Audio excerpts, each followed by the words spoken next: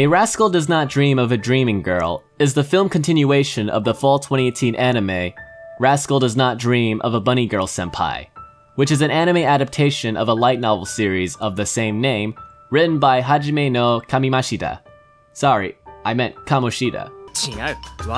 Now you might be thinking, why is this a movie? Well, I can't tell you the exact reason, but there has been a recent trend of having canon anime movie adaptations, which is honestly a great idea to make money. But anyways, if you're a fan of the anime, then you'll probably like this movie. Now I'm going to actually review this movie. I'm going to try to avoid spoilers by being vague. Anyway, prepare to be upset. The biggest issue I have with this movie is that it looks like a TV anime stretched to be a movie's length, but without the quality of a movie. If you were to take a shot from this movie and compared it to the anime, you would not be able to tell the difference.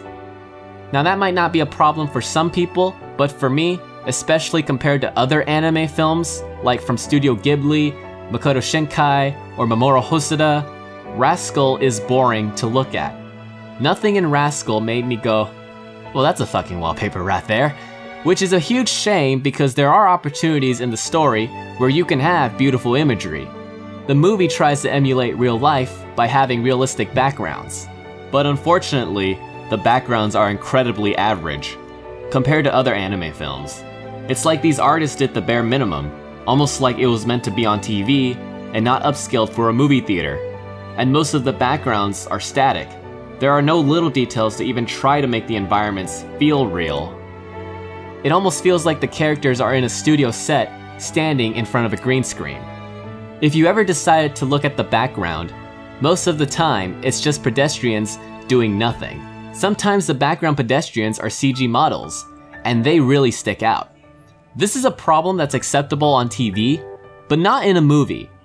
There's also barely any movement. All the character animation for the majority of the film is limited, and it feels like the animators working on this were just doing it for a paycheck and not because they were passionate about it. And that's a problem with the direction. It feels safe and corporate. The storyboarding and the scene composition is very basic. There are only a few cuts where I was actually impressed.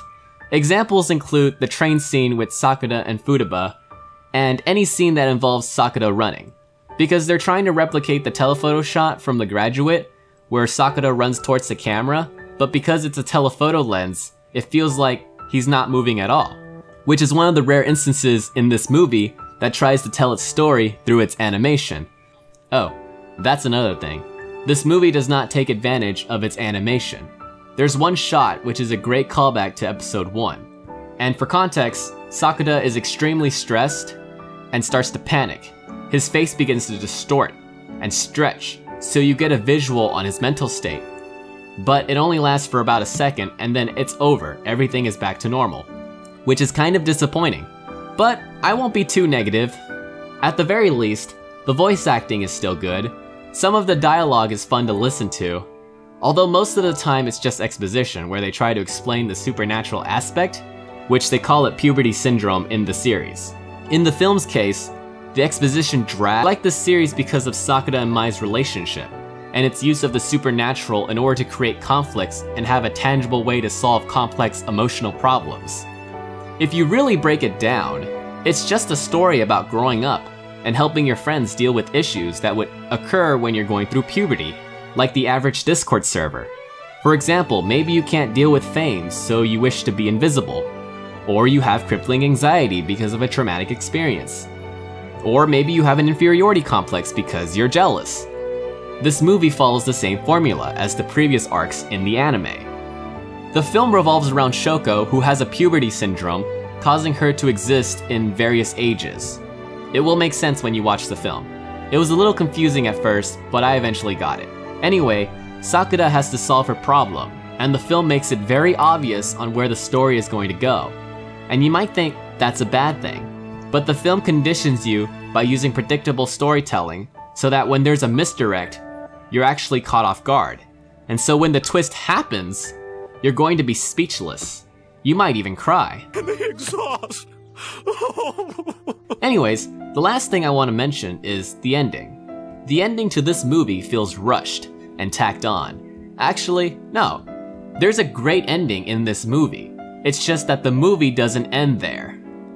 Throughout the whole movie, the main conflict is that Sakura has to make a decision. He either has to choose A or B. Both choices have consequences, and it's not an easy choice.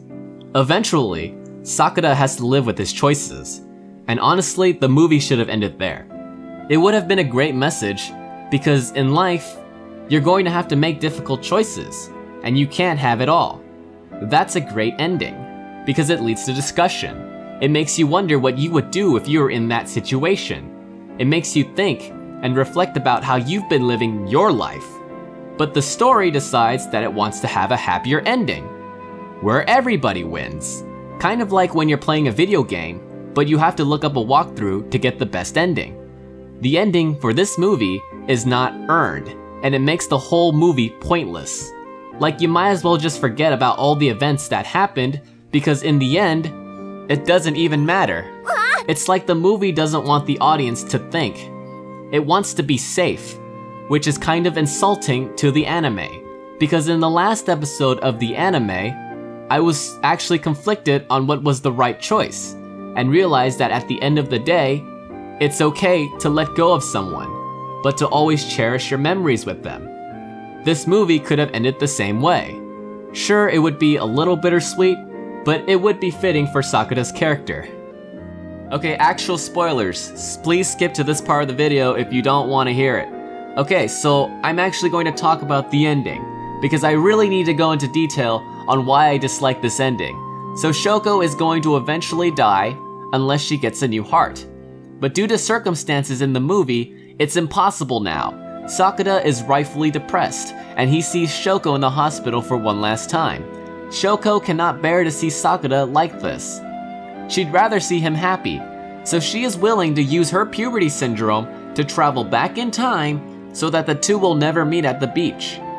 And the movie makes this a big deal because if Sakura never meets Shoko, then there's a chance Sakura never meets Mai. In fact, all the events that occur in the anime will no longer exist because Sakura would be in a different timeline. Which, fair enough, if you want a less depressing ending, that's the way to go. And I can see Shoko's character doing this. It's a little convenient, but whatever. So Sakura loses all memories of Shoko, except Sakura forgetting Shoko does not change anything. Sakura still meets Mai, and he still helps all the girls in the series. There was absolutely no consequence. In fact, in the end, Sakura finds Shoko, who looks like she was cured of her disease.